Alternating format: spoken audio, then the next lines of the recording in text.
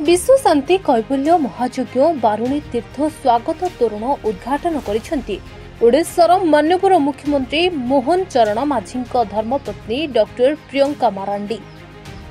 राति पाहिले बारुणी स्नान केन्द्रापड़ा इंदुपुर बारुणी स्नान करने को केन्द्रापड़ा तथा पड़ोशी जिला जाजपुर हजार हजार श्रद्धालु एही स्थान को आसी तेबे एही बारुणी स्नान उपलक्षे विश्व शांति महायज्ञ अनुष्ठित होइछि।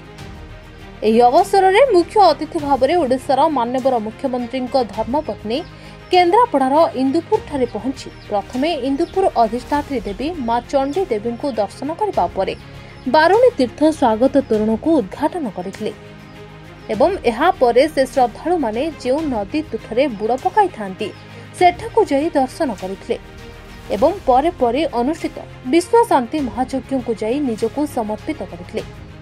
राज्यर मुख्यमंत्री धर्मपत्नी को पाई स्थानीय अंचलर लोके बेस खुशी व्यक्त करने सहित बाजा बाण और रोषणी सहित संकीर्तन माध्यम स्वागत करथिले।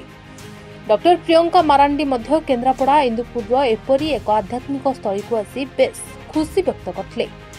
केन्द्रापड़ार अनेक अनुष्ठान व्यक्तिविशेष और बारुणी स्नान कमिटी तरफ डॉक्टर प्रियंका मारांडी को विपुल स्वागत संबर्धना दी जाइथिला।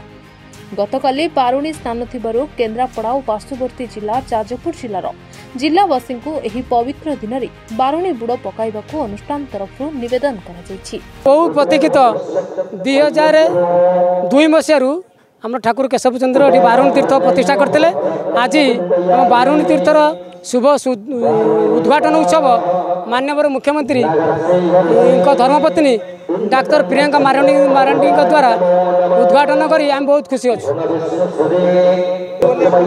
प्रति वर्ष हो आज की 23 वर्ष तुम वार्षिक उत्सव पालन हो